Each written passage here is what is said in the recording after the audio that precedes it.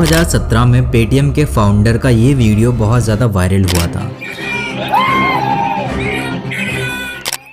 ये पेटीएम की सक्सेस का जश्न मना रहे थे और स्टेज पर चीख चीख करके ये कहते हैं कि जो हमारे साथ नहीं हैं वो रोएंगे। बट सैडली आफ्टर 7 years आज सिचुएशन बिल्कुल अपोजिट हो चुकी है, क्योंकि आज जो पेटीएम के साथ हैं वो लोग रो रहे हैं। हैवी क्रैश पेटीएम में देखने को मिला है पिछले कुछ दिनों में। पेटीएम का शेयर प्राइस जो कि 30 जनवरी 2024 को 761 रुपये का था, वो आज के डेट में गिरकर लगभग 400 रुपये के आसपास या उससे भी नीचे पहुंच चुका है। आइए समझते हैं पेटीएम की राइज एंड डाउनफॉल की पूरी कहानी इस वीडियो में मेरे साथ।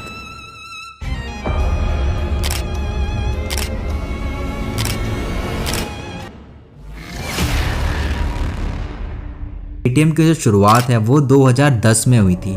स्टार्टिंग में ये एक मोबाइल रिचार्ज का प्लेटफॉर्म था जिससे आप अपना मोबाइल फ़ोन रिचार्ज कर सकते थे और अपने लैंडलाइन का बिल पे कर सकते थे। ये 2014 में ही था जब पेटीएम ने पेटीएम वॉलेट लॉन्च करा, जहाँ से आप अपना पैसा किसी दूसरे इंसान को डिजिटली ट्रांसफ़र कर सकते थे। 2015 आते आते पेटीएम ने अपनी ऐप में कुछ और फैसिलिटीज़ भी ऐड करी, जैसे कि metro card recharge, electricity bill की पेमेंट एंड वाटर बिल की पेमेंट। लेकिन पेटीएम की सफलता में जो असली जंप हमें देखने को मिलता है वो 8 नवंबर 2016 के बाद देखने को मिलता है। 8 नवंबर 2016 ये वो दिन था जिस दिन प्रधानमंत्री नरेंद्र मोदी ने रात के 8 बजे 500 और 1000 के सारे नोटों को बंद करके डीमोनेटाइजेशन की घोषणा करी थी। Rupee and 1000 rupee currency notes will no longer be legal tender from midnight to। और अगले ही दिन पेटीएम ने न्यूज़पेपर में एक बहुत बड़ा सा ऐड देते हुए प्रधानमंत्री नरेंद्र मोदी को कॉन्ग्रेचुलेट किया था, बधाइयाँ दी थी ये बोल्ड डिसीजन लेने के लिए। और इसी के साथ पेटीएम घिरा था अपनी पहली कंट्रोवर्सी के अंदर। लोगों ने कहना शुरू करा, क्या पेटीएम को पहले से ही पता था कि डीमोनेटाइजेशन होने वाला है?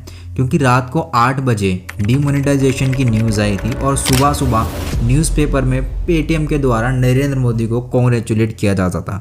बहरहाल इस सारी कंट्रोवर्सी के दौरान भी पेटीएम बहुत ज़्यादा पॉपुलर हुआ और पेटीएम का यूज़र बेस बढ़ के 125 मिलियन यूज़र से 185 मिलियन यूज़र हो चुका था। डीमोनेटाइजेशन के 6 महीने बाद तक यानी साल 2017 आते आते पेटीएम का यूज़र बेस 280 मिलियन तक पहुंच चुका था। डीमोनेटाइजेशन की वजह से अगर सबसे ज़्यादा किसी कंपनी को प्रॉफिट हुआ था तो वो थी पेटीएम। इसी के साथ साथ विजय शेखर शर्मा पेटीएम के फाउंडर, इन्होंने भी इस मौके को कैपिटलाइज करने में कोई कसर नहीं छोड़ी। इन्होंने 10,000 से भी ज़्यादा एजेंट्स को हायर किया और इंडिया के हर गली हर लोकल शॉप पे अपने QR कोड इंस्टॉल करवाए और लोगों को एनकरेज किया और कहा पेटीएम करो। और इसी के साथ साथ पेटीएम दूसरी कंट्रोवर्सीज के अंदर भी गिरता चला जा रहा था।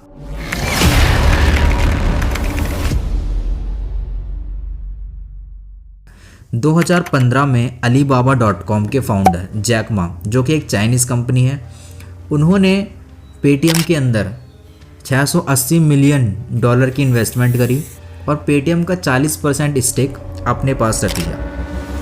विजय शेखर शर्मा ने जैक मा को माई रियल हीरो करके संबोधित किया और कहा कि I became totally interested in China, Jack Ma and Alibaba. और इंडिया और चाइना के रिलेशन के बारे में तो आप लोग जानते ही हैं। 2017 में भी चाइना लगातार इंडिया के अंदर घुसने की कोशिश कर रहा था, इंट्रूड कर रहा था लगातार, और उसी दौरान हुआ डोकला बॉर्डर स्टैंड ऑफ। इसके बाद में लोगों ने पेटीएम को जमकर क्रिटिसाइज़ किया कि ये कंपनी ऊपर से तो देशभक्ति का नारा लगाती है, देशभक्त होने का दावा करती है, और पीछे से इन्होंने इतनी बड़ी फंडिंग ले रखी है एक चाइनीज़ कंपनी से, जिस कंट्रोवर्सी के चलते विजय शेखर शर्मा ने अपना 10% स्टेक वापस ले लिया चाइनीज़ कंपनी से। और आज की डेट में बहुत सारे बदलाव होने के बाद चाइनीज़ स्टेक पेटीएम के अंदर लगभग 13% के आसपास बचा है। इसके बाद में पेटीएम गिरा दूसरी कंट्रोवर्सी के अंदर मई 2018 में, जो कि एक स्ट्रिंग ऑपरेशन किया गया था कोबरा पोस्ट के द्वारा।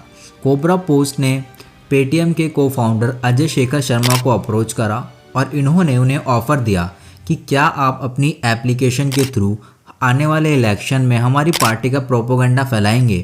तो अजय शेखर शर्मा, जो कि विजय शेखर शर्मा के छोटे भाई हैं, उन्होंने हंसते हंसते इस ऑफ़र को एक्सेप्ट करा और उन्होंने ये भी कहा कि अभी जम्मू कश्मीर के अंदर जो दंगे हुआ था उसके दौरान भी सरकार ने हमसे कुछ डेटा मांगा था कस्टमर का और हमने उन्हें वो डेटा दिया था। तो इसके बिजनेस वगैरह भी उसमें डल जाएंगे, मतलब बहुत सारी चीज़ें हैं, मैं आपको दूंगा मटेरियल। वो सब हम कर देंगे अगर मेरे से आरएसएस कहेगा, क्योंकि आरएसएस तो हमारे ब्लड में हम लोग ना जो पथराव वाला तो हमसे पर्सनली पीएम से फोन कहा गया था, हमने डेटा दे दो, हो सकता है पेटीएम।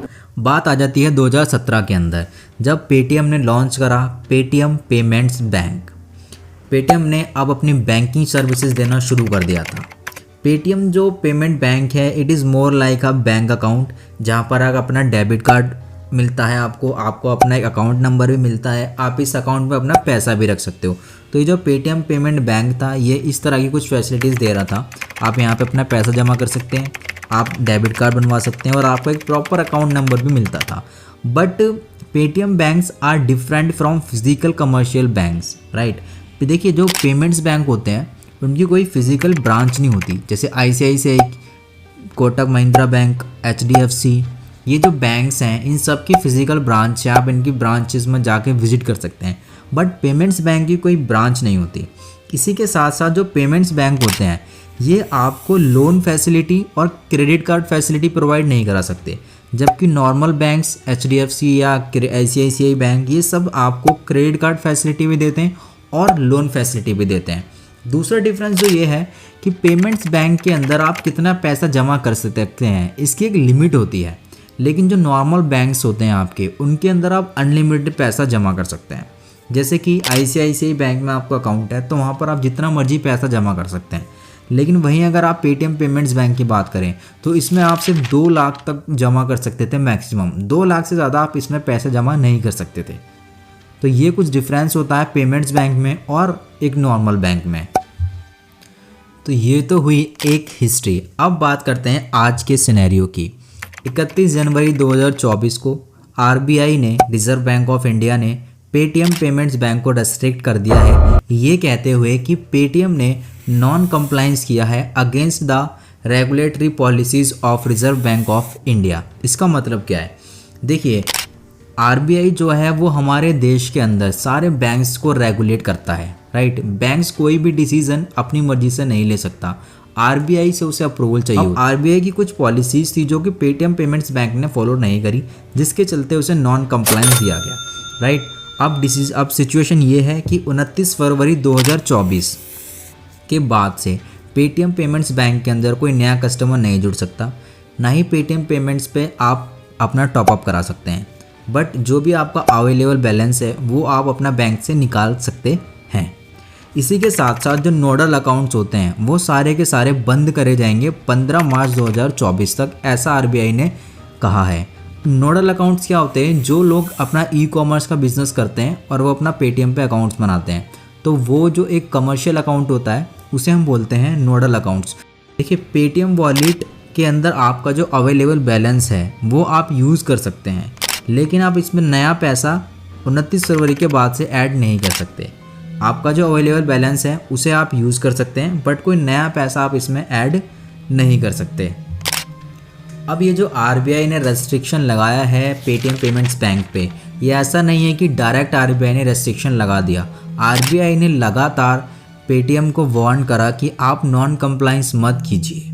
2017 नवंबर 2017 में पेटीएम पेमेंट्स बैंक लॉन्च हुआ था और जून 2017 में ही पेटीएम पेमेंट्स बैंक के ऊपर पहला नॉन कंप्लाइंस आ गया था आरबीआई की तरफ से, राइट। आरबीआई ने कहा था they didn't follow anti money laundering policy and did not verify the KYC of customer properly, right. यानी कि एंटी मनी लॉन्ड्रिंग पॉलिसी को पेटीएम ठीक से फॉलो प्रॉपरली नहीं कर रहा था और जो इनका केवाईसी प्रोसेस था वो भी सही नहीं था।